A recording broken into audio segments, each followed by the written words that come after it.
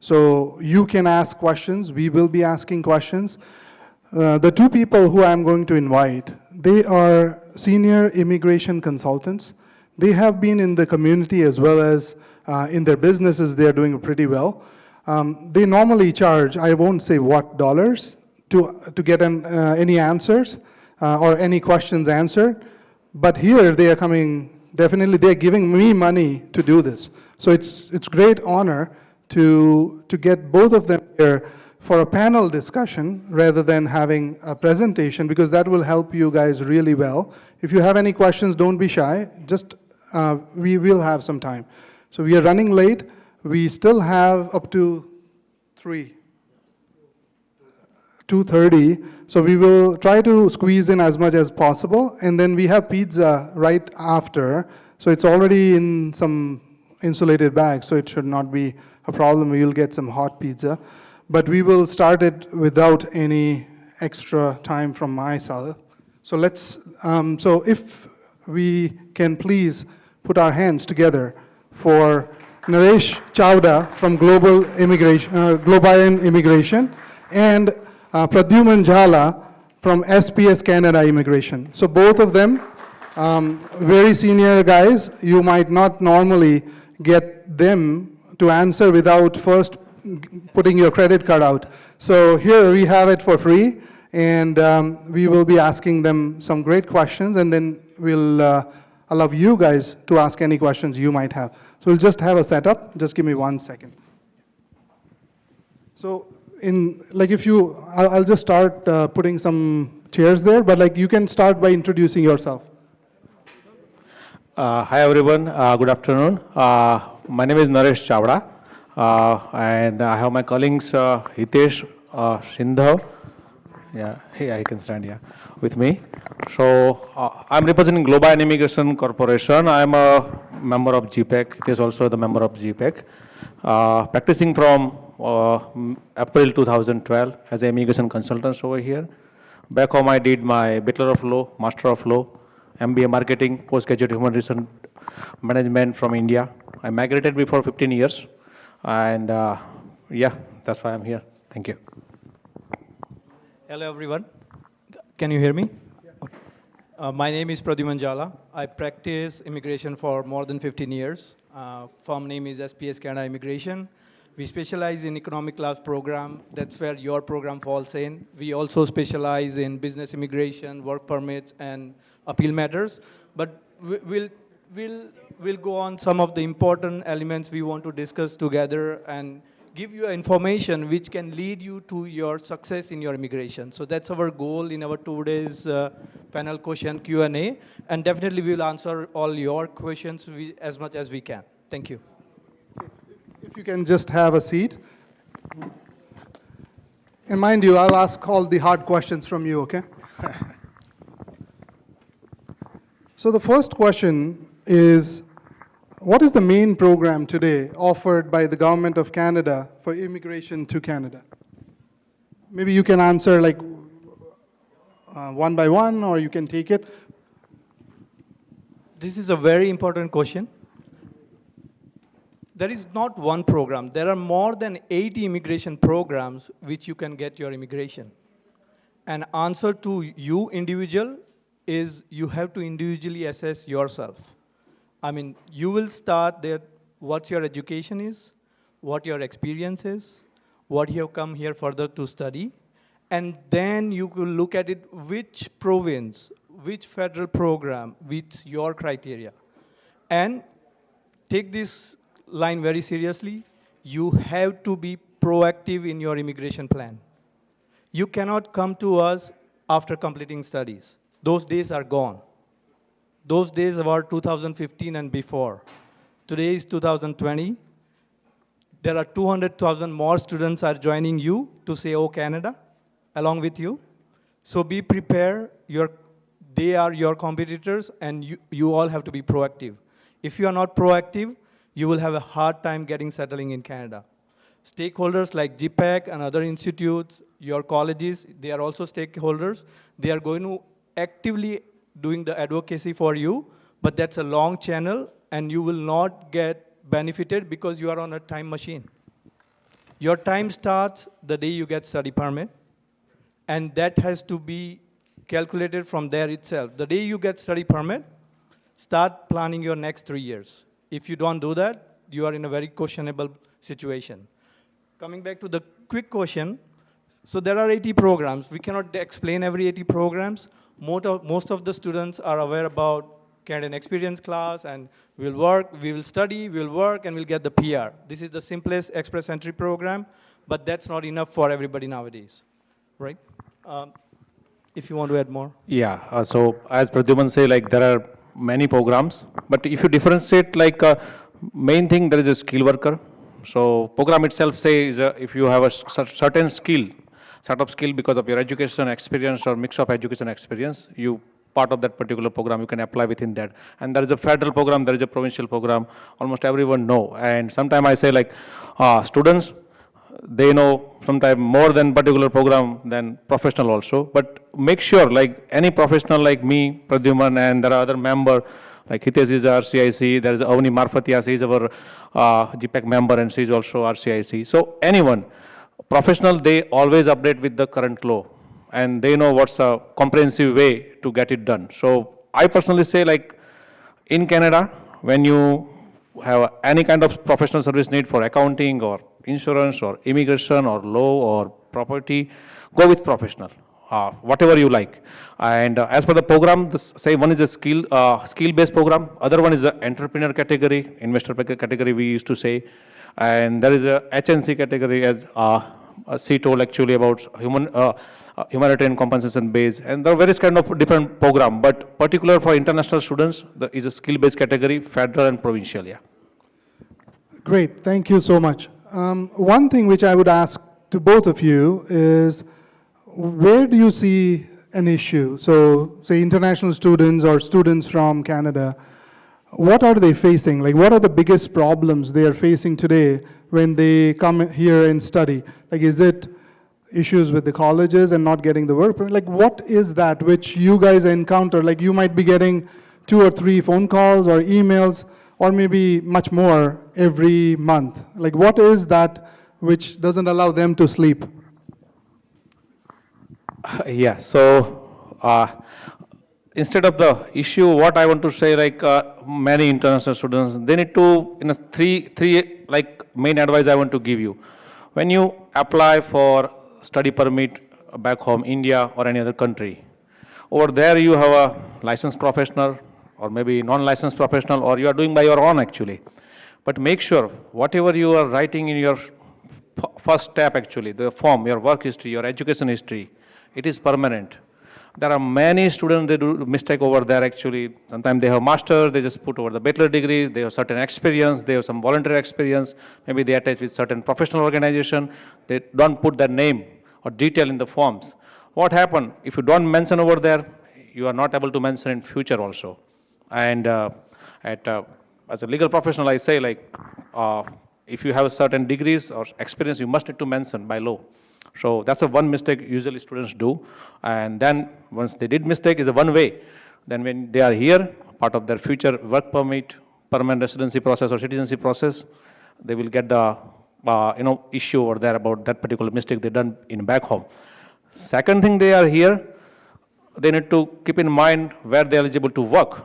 So always the work permit they got off campus, and Pradyuman also have a same echo with that actually maybe, off campus or after completion of study they are applying for work permit, they are waiting for the degree certificates, and those time you can't eligible to work. The off campus work permit or the work permit you for 20 hours, it is with your full-time study. The full-time definition is not given by the college or the student recruiter or like person who are working in the college or university. They are professional for education system. They are not professional for immigration system. So always, you can, do homework by yourself, you are full-time or not. Sometimes, I'm giving the small example and we move forward for that. Just for example, if you have five courses in one particular semester, you get credit because of your back home study for two courses. And that credit maybe save you $1,000 actually for the fees. But then you fall in the part-time student actually. Once you are part-time, you are not eligible to work. So that's the second point also you need to keep in mind when you are already who are here as international students. And third and last thing I want to introduce in this particular question, the provincial nominee program, when you go to any provincial nominee program in Ontario or anywhere, keep in mind, when you get the permanent residency on your provincial nominee program, so you must need to stay in that particular province for the work and for your life. You can travel anywhere after getting permanent residence, but you need to stay over there, and that's why you get a special advantage of getting this permanent residence program part of the PNP program. So, as per the law hierarchy, the federal law, the charter law and constitution law, they have higher authority than immigration law. So when you become citizen and you have a right to charter law and immigration, constitution law, then you have mobility right and you can move anywhere in the Canada and other province. So these three things students do the mistake. Before they come to Canada, they do the mistake in the form about their education and experience, and that occur the problem when they are here. Second thing, they work outside part of their study and they overwork or illegal work. That's occur the problem, and then they select the provincial nominee program. They always think I can just get the PNP in certain province and I can come to Toronto. No, it is not that easy. Trust me, if you see the citizenship application form page number 2, you found you have any condition when you get your PR. So that's trap you, and it's a one way. Yeah, thank you. Okay, what about you? So I'll continue from what Naresh gave. So to get a good sleepless night and without trouble, without not having a trouble in immigration, continue to do Naresh. First, you should not take a deliberate study break. You are here as a full-time international student, and you have to complete your studies full-time continuous. Your deliberate study break will take you off the postgrad work permit, and you will lose the opportunity to immigrate to Canada. Another second important thing, the very common mistakes we see nowadays and we always discuss is, I applied for my work permit, now everything is online, you have your own portal, my portal got logged, I forgot my password. Immigration send you a notification to upload a document, and they give you only 7 days. And that 7 days is your deadline to apply. You didn't did it, you're going home. Straight answer. Then the human trafficking things comes up. Then people will take advantage of your status. Then there are a lot of people out who are double degree lawyers than us. They give you the advice which cannot even we think of or speak about, because we have our own licensing restrictions. We cannot lie to you. Our advice, our counseling has to be as per what the program says. If you don't like our answer no, we still have to say no. Because our practice is between yes and no. There is no if. Another thing, when you are applying for the work permit, please follow the online or take a technical help or reach out to a practitioner, because every time a very common mistake comes up, sir, they ask for the additional document, I uploaded, but you never submitted. So upload is not a full task. I mean, he will agree. I mean, we feel so sorry for our kids when they come to this situation, because we don't have a right to appeal this. When you opt for online services, you gave a procedural right to the immigration that you will follow the procedure and you are aware of what you are doing. You cannot blame us, you cannot blame government, you cannot blame yourself, and your career is gone. So this is very small thing. I mean, yes, they asked me, I uploaded. Okay, but did you hit the submit button? No, sir, I didn't see the submit button. It was at the bottom of the corner. Who is accountable for this? You. Right? That's great. No, these are some great tips from the right people. And any questions you guys have, I have some more, but I would say it would be better if you guys have any questions, you can just ask right now. Can you make it clear that only don't they are eligible to work? Yes, so I think Naresh did cover in the beginning of his that you are only allowed to work 20 hours. Now the technology jobs has come in place, that is Uber Eats. That also you cannot work more than 20 hours. Like, sir, how I'm going to prove that I drove how many hours? No, we can easily calculate how many kilometers you drive. We know how much it takes to go to Niagara Falls and come back. You cannot fool us. When I say we, it's immigration. We cannot fool immigration. We said, sir, they're not going to know. I don't have a timesheet. No, it's not a timesheet. We will calculate your kilometers you drove in 1 week. If it is exceeding 20 hours, you're not getting work permit. Okay, Azadji. Yes, that's again a human trafficking thing. Don't work under forced labor. There is an Ontario minimum wage, which is $14. You must get, and we always encourage, wherever you work, you must take it a legal check, a salary, get deposited in your account, whichever the format is, because that experience, we're going to claim it in your immigration. You have to establish your skills and prove it to immigration that you are fit for that job, which is going to make you a manager or a director of that company. Nobody has become a director on one place. They started as a supervisor, they become a manager, and then they become a director. How can you come on one day and just say, I'm a director of this company? You have to make your resume. Every employer looks for the resume and the letter. They will not believe I was a manager last year. No, I mean, either you are being given a special education from your home country, that's a different story. But majority of the students we are seeing, they are coming after grade 12. Right. So any questions you guys have? Yeah, go ahead. I have a question about express entry. So if a person has done a 3-year program in Canada, what's his highest level of study? Is it under bachelor's or? Yes, it's a bachelor's degree. So yeah, like if you have a question which can be answered like in one sentence, that would be great. Yeah, but you raised your hand as well. So I have the question with respect to the allowed working hours during the full-time student. So if sometimes by mistake if we go beyond if we work beyond the 20 hours, sometimes not always, then what happens? Students are applying for 3 years WP. yeah, so as Pradyuman say, like there is no 90%, there is no 2%, there is a 0% or 100%. 1 hour, you are 18 plus, and anyone like work illegal or overtime is illegal. And so sorry to say, but you need I'll to, just give you one example of my own case, which we dealt with the immigration. So kid was working at a gas station as a cashier, and he was following every hour 20, 21, 22, 23. And officer says, I can believe it that you have one. Retail industry is like, you cannot relieve your you cannot relieve your position until another person comes and take it. That was my argument.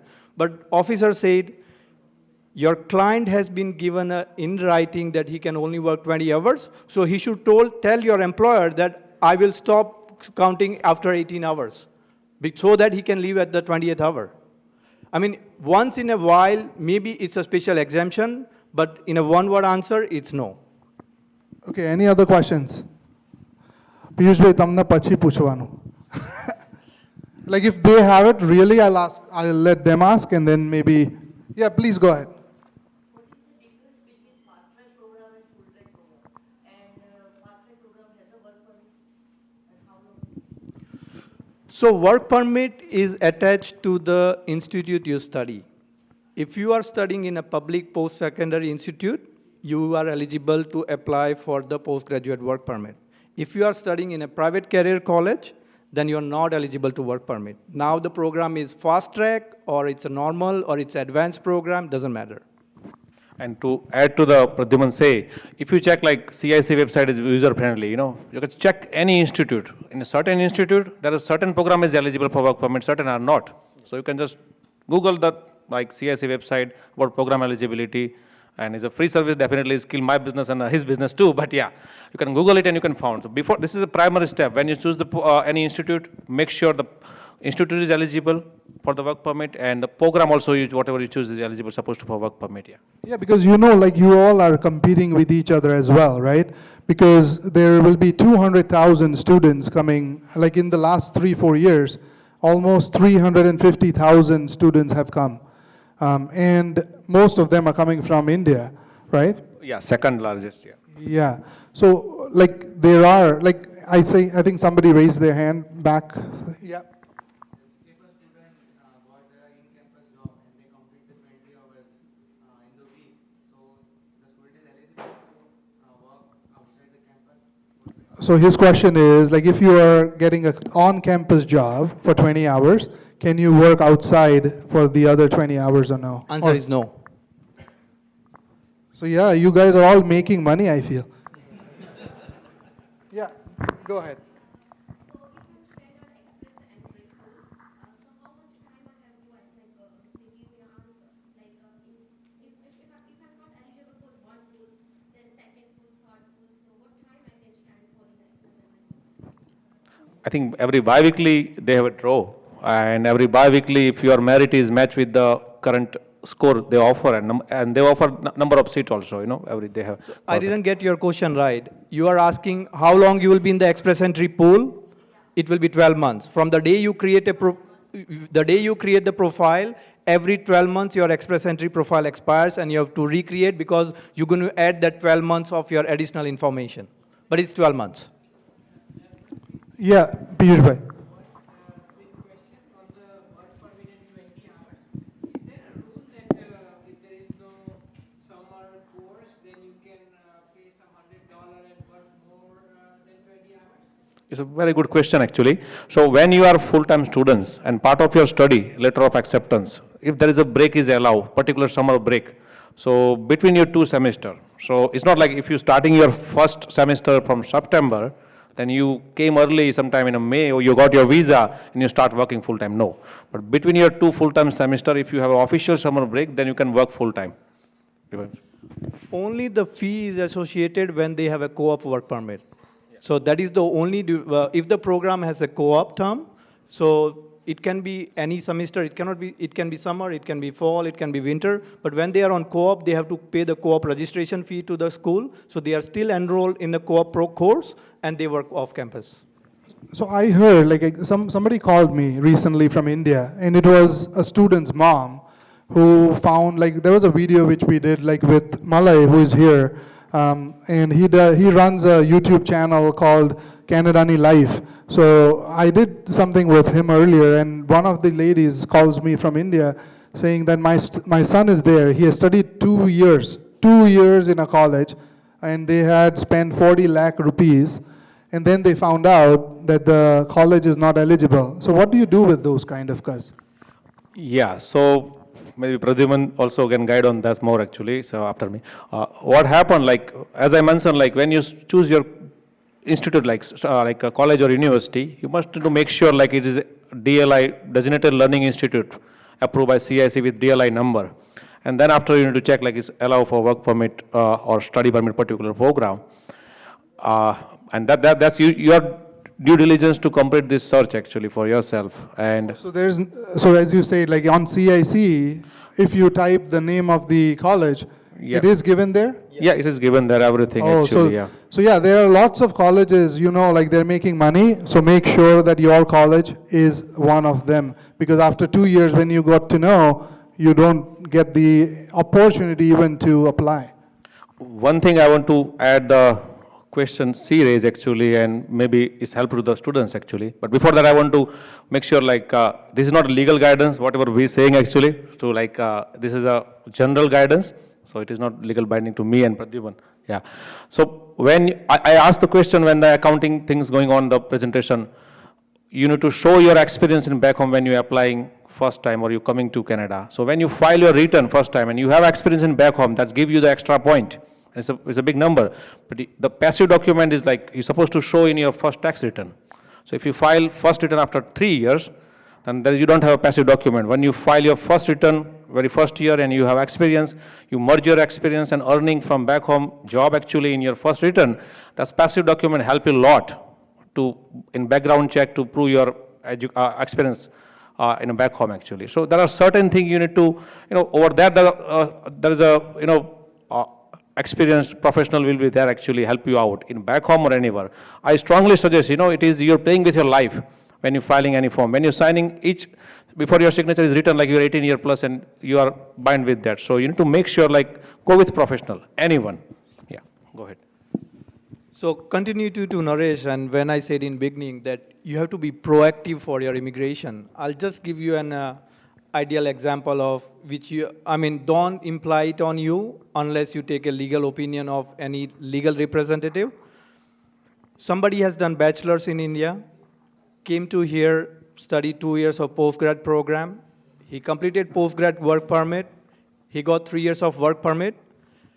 Till 2018, this was the ideal scenario for a student to have a degree from India, completed postgrad in Canada, work 1 year. He was, and with a good language ability, he was scoring 452. This was the desired threshold draw in 2018.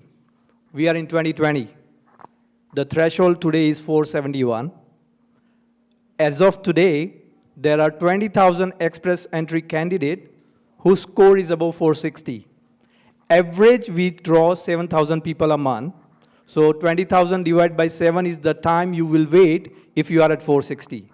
And expect that in next 6 months, a smarter kid is coming with his more academic and credentials, and he's going to compete you.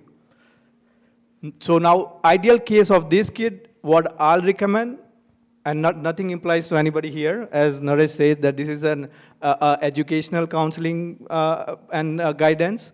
Your case matter you have to discuss individually. If this is the scenario, the day you get 3 years work permit, I will recommend that kid to go and work 1 year abroad.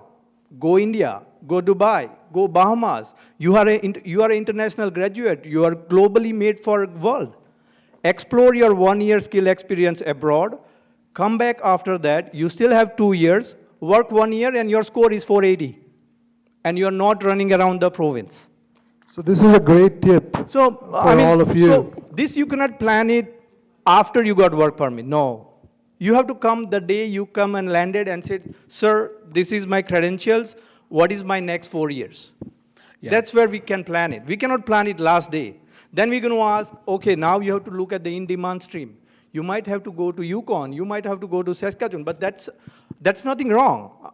But then how much you are able to migrate, how much challenges you are ready to take and get integrated in every different province every 2 years. Right. You can do it. You are youth, your blood is high, you are highly mobile, you can do it. But do you want to do it that way, or you do want to do it smarter way and safe way? Yes, to add to the Pradyuman point actually, as per the competition is increasing every day. Trust me, like within the next 2 months, you have more number of people with 470 plus point. So I have back home representative office over there in India, Ahmedabad. What we are doing actually with our prospective client, I don't know, like almost 20 plus students or 40 plus students are who are. Anyone have a French level 6 background right now? No? If anyone have, see, that's a new point. So right now I have a students, prospective students who maybe come after 4 years as a student visa. Right now in a grade 10 or 12, he's learning French in back home. So, you know, the competition is going to be increased. Very important how to increase the point. Experience is the one factor. Learning second language, the day you learn. You have a one course which is a generic in every semester. Why don't you take French as a second course? I see people taking art, general arts, literature, Microsoft Excel. Come on, you've grown up with Microsoft Excel. You don't have to take that as course to take the credit. You are taking that course because you want to do some other work on those hours. Take French. That gives you that extra points which Naresh is mentioning, and which is crucial. It changed your life.